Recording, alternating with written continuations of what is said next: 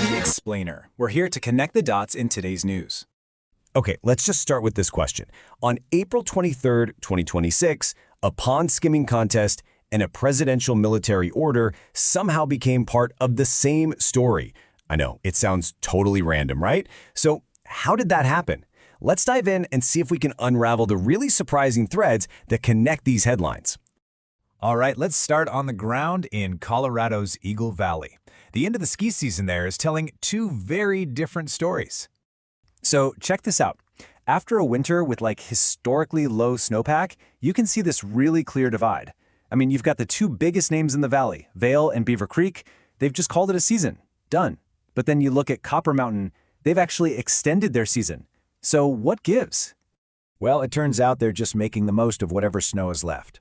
They're hosting this big weekend festival called Sunsation with live music and a pond skimming contest. So while for most places the season is officially over, some folks are getting creative. Just celebrating what's left. Kind of like a last hurrah after a really tough season. And while all that's happening, you've got the daily reality of just trying to get around. The valley's main artery, I-70, is under this constant logistical pressure. I mean, look at this. You've got 20-minute holds for rock blasting over on Floyd Hill, and then Glenwood Canyon is running at half capacity. Just getting through is a massive challenge.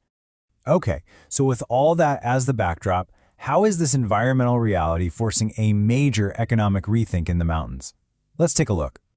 Minus 25%. Yeah, this is the number that has everyone's attention. We're talking about a massive 25% drop in skier visits at Vail's resorts in the Rockies. And that's a huge, huge hit to the region's main economic engine. And here's the really crucial point. This isn't just some small dip. Nope. It's a direct result of just unprecedented environmental conditions. We're talking record heat and the earliest snowmelt in recorded history. That pretty much changes the entire business landscape. So what's the response? Well, create a vibrant Vail experience.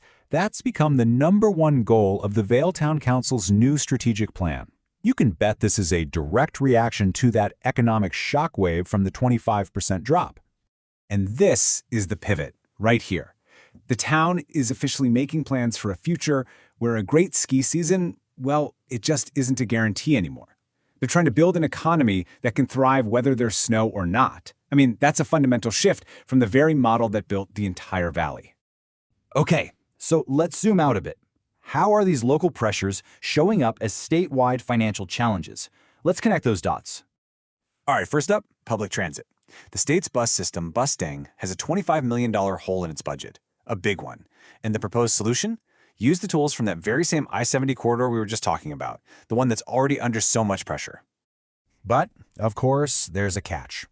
Officials are already warning that the money from the I-70 tolls, it's just not going to be enough to cover the gap.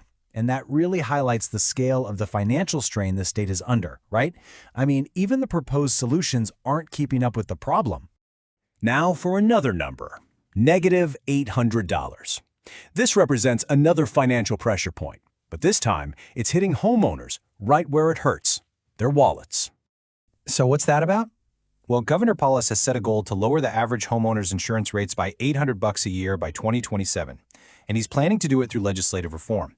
So you can see from transportation to housing, that economic squeeze is being felt all across the state.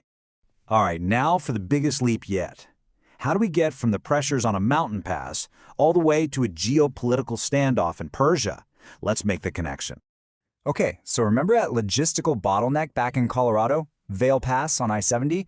We're talking about a critical artery where just a little bit of construction creates these 20-minute backups. That idea of a fragile, essential corridor, that's a choke point. Keep that word in your head. Because it turns out halfway around the world there is another choke point. But this one has huge global strategic implications. The Strait of Hormuz. It's a narrow sea passage where one-fifth of the entire world's oil consumption passes through every single day. And on this very same day, April 23rd, the pressure on that global choke point escalated dramatically. President Trump gave a direct order to the U.S. Navy: shoot down and destroy any and all Iranian gunboats if they harass our ships at sea. I mean, that essentially rewrites the rules of engagement in one of the most volatile waterways on the entire planet.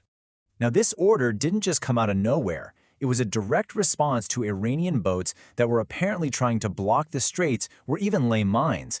So what was already a really tense situation just got transformed into a major national security flashpoint just like that. So, if one single day's news can connect a mountain pass in Colorado to a global strait in the Middle East, it makes you wonder, right? How many other invisible threads are shaping our world? From a local choke point caused by construction to a global one with military stakes, the systems we rely on, both close to home and around the world, are maybe a lot more interconnected and a lot more fragile than we usually think.